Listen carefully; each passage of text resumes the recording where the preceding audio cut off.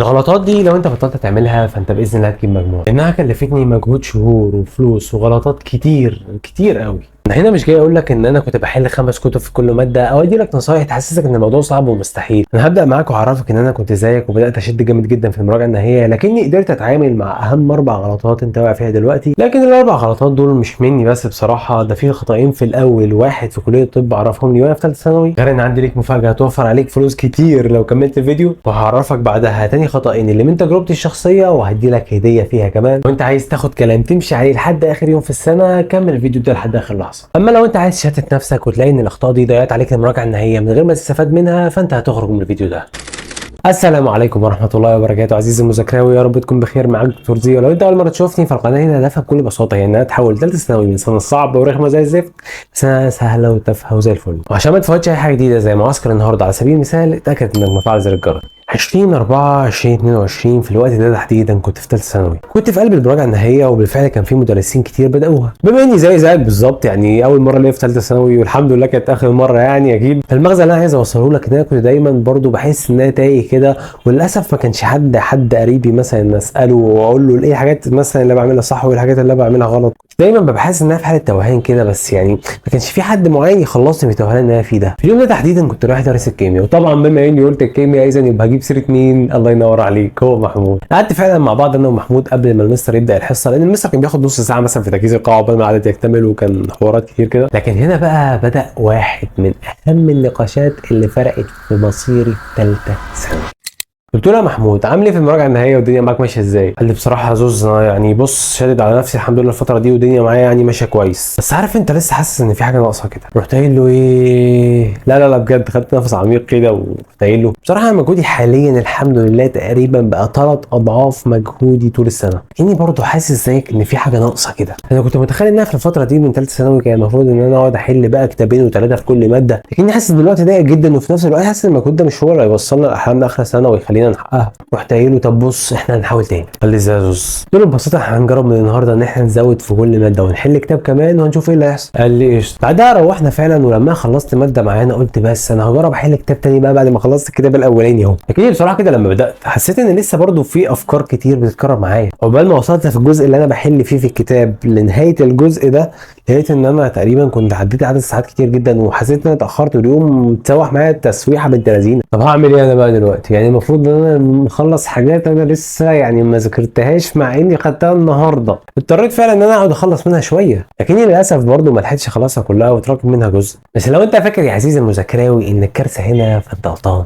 لان الكارثه هي ان انا كررت نفس اليوم العبثي اللي انا عملته ده تاني يوم تاني، فتراكم مني جزء تاني من تاني يوم، فبقى معايا الجزئين متراكمين من الاول والتاني. وبما اني مش شرقيه يعني فاحنا عندنا الدروس هنا مش بتبقى زي مثلا القاهره ومعظم المحافظات بتبقى حصه واحده في الاسبوع 3 ساعات، لا هي بتبقى 3 حصص في الاسبوع كل حصه ساعه. فالمهم المفروض النهارده انا هروح اقابل مين؟ هروح اقابل محمود في درس الكيمياء. واحد دخلنا حصه الكيمياء بقى قلت له يا عمنا ايه الاخبار؟ واكتشفت فعلا ان هو حصل معاه تقريبا نفس اللي حصل معايا، وراح قايل لي بعدها يا ريتنا ما اخدنا القرار ده زوز، ده الدنيا عكت معانا عكه سودا. قلت له مين سمعك يا اسطى؟ هنا بقى احنا كنا قاعدين بصراحه في قمه الاحباط، فعلا بدانا نحس بالياس، لان وقتها الاحساس جوانا كان اللي هو يا رب والله بحاول وبسعى وبحاول اجتهد واحل كتاب واتنين، بس يا رب انت شايف يعني كل خطوه احنا بنتخطيها بنلاقي تقريبا عقبه موجوده فيها اصعب من العقبه اللي كانت قبلها. وحضرتك يا رب شايف قد ايه احنا فعلا بنتعب ونفسنا بجد نوصل، وواثقين باذن الله انك هتكرمنا. فضلت بعدها ادعي بالدعوه اللي انا قلت لك الفيديو اللي فات، يا رب ارزقني التوفيق والمجهود اللي يوصلوني لحلمي اخر السنه. وعايزك انت كمان تدعي بيها دلوقتي في الكومنتات عشان هتشوف المفعول بتاعها السحر. كنا ماشيين انا ومحمود ومروحين بقى خلاص، يعني بص بصراحه كنا في قمه الاحباط. المهم قابلنا واحد صاحبنا ثالث كده، وبصراحه ما كانش صاحبنا قوي يعني، واحنا كنا نعرفه معرفه الدروس وخلاص، فمش حابب اذكر اسمه بصراحه، خلينا مثلا نقول عليه ايه اسمه خلاص مدثر مثلا. كنت بتكلم وقتها انا ومحمود وكنت بقول لمحمود عارف انت يا محمود لو نقابل الطالب اللي احنا قابلناه قبل كده في اول المراجعه النهائيه لو تفتكر، ولو انت ما شفتش الفيديو اللي فات فالطالب ده كان اعلى مننا بسنه وكان دخل طب بشري وكان جاي يسلم على مستر الكيمياء، فاحنا قابلناه وخدنا منه نصايح. فمدثر بقى راح قال هو مين ده؟ دول واحد اسمه فلان الفلاني كده كان جاي يسلم على المستر قبل كده وده نصايح. فمدثر قام صادمنا برد مفاجئ جدا وراح قايل ده صاحبي وحبيبي. فرحت قايل لمحمود بص يا محمود روح انت دلوقتي عشان انت عندك سفر، انا هروح اقعد معاه واجيب لك باذن الله الفوله كلها الحصه الجايه. وقمت واخد مدثر ورحنا فعلا قابلناه وقلت له على كل الكلام اللي قلته لك ده. كان عايزك بقى تبدا تركز معايا اكتر لانه قال لي على غلطتين انا كنت بعملهم حرفيا كان ممكن يودوني في داهيه. لكن بعد ما اقول لك الغلطتين اللي هو قال لي عليهم اقول لك على غلطتين انا اكتشفتهم بعد كده في باقي السنه حرفيا ممكن ينقلوا طالب من 90% ل 60%. نبدا بالغلطه الاولى اللي نفعتني جدا جدا جدا بعد ما صلحتها. قال لي مش انت عايز وقت كتير؟ قلت له اه. قال لي انت بتاخد كام ساعه عشان تروح الدروس السنه؟ قلت له يعني توتال تقريبا في اصلا وقت فراغ ما بين الدروس كده وعقبال ما اروح وعقبال ما اجي تقريبا 3 ساعات كل يوم. فراح قال لي رد صدمني عزيزي المذاكراوي، لو انت اخدت 3 ساعات اللي انت بتضيعهم كل يوم في السناتر دول حرفيا انت ممكن تقفل ماده انت ما فتحتهاش من اول السنه. بما يعني المفروض اسيب كله. فراح قايل لي سيب اللي خلص المنهج وبدا مراجعه وانت عندك بديل احسن منه سواء برايفت او اونلاين. وبخصوص الشرح عزيزي المذاكراوي بما ان المصاريف كتير اليومين دول يعني فخليني اقدم لك هديه بما انك بتتفرج عليا ودي حاجه سبيشال ليك انت بس. حبيت اساعدك بصراحه من خلال علاقاتي الحاليه، خصوصا ان انا اعرف منصه محترمه اتعاملت معاها قبل كده اسمها منصه الجوكر، كانوا عملوا مراجعات نهائيه لموا بيها المناهج لالاف من الطلبه على مستوى مصر. فلو انت عندك مشكله مثلا في مواد معينه لسه مش عارف حد كويس فيها اونلاين فهم عندهم قناه يوتيوب تقدر تخش وتشوف الماده اللي انت نفسك فيها واول ما يعجبك مدرس وعايز تشترك معاه بقى في حل الاسئله على جميع اجزاء المنهج. ده غير ان هم اصلا مش هيخلوك تحتاج تشتري كتب لان هم مجمعين لك مصادر من اسئله كتيره وعملوها لك كلها في مذكره PDF مجانيه تاخدها مع اشتراك. وكل اللي انا قلته لك ده هتاخد الماده كامله في المراجعه النهائيه ب 150 جنيه بس لما تستخدم الكود اللي موجود قدامك على الشاشه وتبعت لهم على رقم الواتساب اللي موجود برده قدامك على الشاشه. وبالمناسبه الكود ده عشان بس يفرقوا بين الطلبه والطلبه اللي تاخد الكود بس هي اللي يجي لها الخصم الكبير ده، انما انا والله ما يدخل لي منه جنيه. هسيب لك كل التفاصيل واللينكات اللي انا قلت لك عليها دي في صندوق الوصف تحت. كده اكون خلصت معاك المشكله الاولى او الغلطه الاولى اللي قال لي عليها وهي ان انا المفروض استبدل السنتر. لكن الغلطه الثانيه اللي قال لي عليها لما صلحتها حرفيا حليت مشكله مشاكل. قال لي مش انت عايز تحل كتير وتظبط المواد في الوقت اللي جاي ده؟ قلت له اكيد. قال لي بص باختصار شديد انت المفروض هتحل المصدر اللي انت بتحله في كل ماده عادي جدا، ولما تخلص الجزء اللي انت بتحله في المصدر ده في كل ماده كمان لازم تكون مخلص التراكمات. هنا بقى يجي دور حل في الكتاب التاني. قلت له طب احل الكتاب التاني كده في كل المواد؟ قال لي بص الاولويه لازم تكون في الماده اللي انت ضعيف فيها، هي دي اللي لازم تحل فيها في البدايه كتاب تاني، بعد كده بقى لو لقيت وقت بعد كل اللي انا قلت لك عليه ده ساعتها تقدر تحل كتاب في كل المواد. قلت له شكرا يا باشا جدا ونفذنا كلامنا فعلا ابو محمود الحمد لله، كان تاثير كلامه بجد سحري. كده اكون عرفتك الغلطه الثانيه اللي هو قال لي عليها لو هي رتب اولوياتك في الحل. ودلوقتي بقى ننتقل للغلطتين اللي اهم منهم واللي انا اكتشفتهم من تجربتي.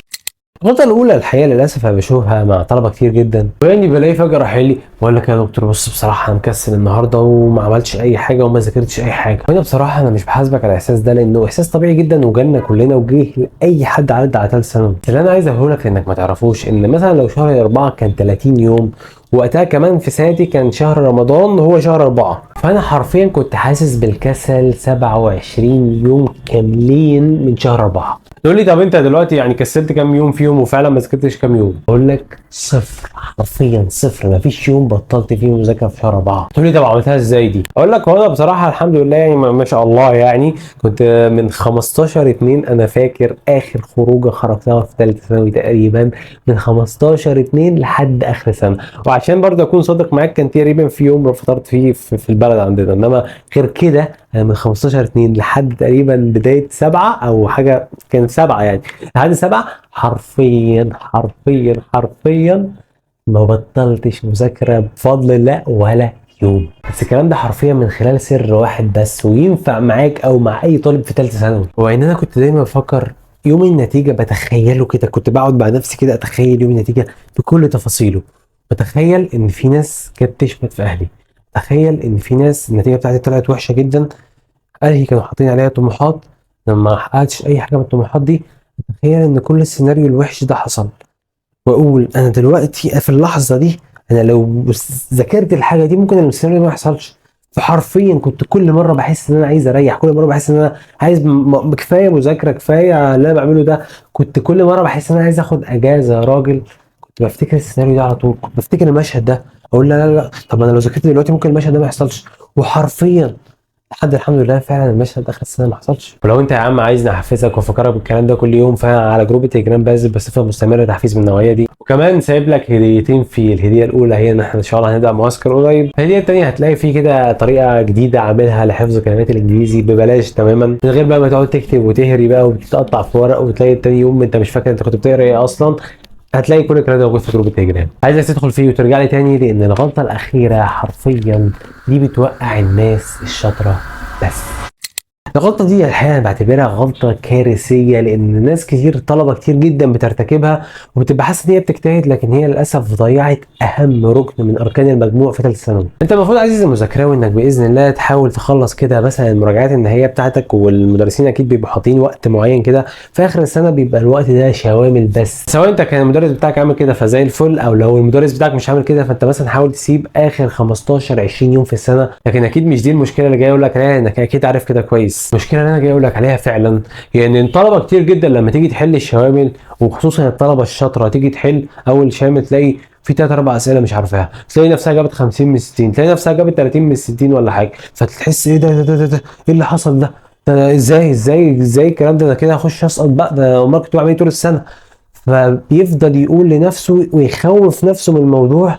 عشان كده للاسف في ناس كتير ما بتكملش في حل الشوامل، وتخش تتفاجئ فعلا في الامتحان اخر سنه، وتبقى الغلطه اللي ضيعتها طول السنه ان هي ما حلتش شوامل في الاخر. عشان كده الغلطه الاخيره دي عايزك تصلحها بالقاعده اللي انا جايبها لك اللي اسمها 5 5 5 شوامل. تقول لي ايه هي 5 5 5 شوامل دي؟ اقول لك ببساطه شديده جدا، انا عايزك تحل تقريبا اقل حاجه لازم تحلها طبعا في كل ماده هي 15 شامل. اول 5 هي اول 5 شوامل عايزك تحلهم، يبقى التارجت فيهم هي انك بتحلهم بس، يعني بمجرد ما تخلص انت اول 5 شوامل انت كده نجحت، انت كده ماشي على الطريق الصح، حتى لو جايب 0 من 60. تقول لي حلو يا عم زياد. اقول لك تاني 5 بقى، دي عايزك يبقى التارجت منها ان انا بحل عشان اعرف كل غلطاتي، ومفيش غلطه هغلطها غير وانا محلل وعارف انا غلطت ليه، وبحفظ الفكره اللي انا غلطت فيها مش بحفظ السؤال. خليك ذكي، وبحاول كمان اوصل انا ايه اللي خلاني اغلط في السؤال ده. اما بقى بالنسبه للخمسه رقم 3 فالتارجت فيها يعني انا عايزك بعد كل امتحان انت خلاص تقول هو انا ليه ما قفلش الامتحان ده. دايما ركز انك داخل انا عايز اقفل الشامل ده، فانت كده حرفيا خدت الموضوع بالتدريج من غير ما تخاف. وحرفيا باذن الله جرب القاعده دي وهتلاقي، بص هتعيد، انا متاكد باذن الله. لكن هيتبقى لك سؤالين مهمين جدا انا بصراحه ما جاوبتش عليهم في الكلام اللي فات ده كله، ازاي اتعامل مع التراكمات اللي انا دخلت بيها المراجعه النهائيه، ازاي اسرع مذاكرتي الفتره الجايه. انا بصراحه ما قلتهمش عشان هتلاقيهم على الفيديو اللي هيظهر قدامك على الشاشه ده. عزيزي المذاكراوي اتمنى اشوفك اخر سنه وانت محقق.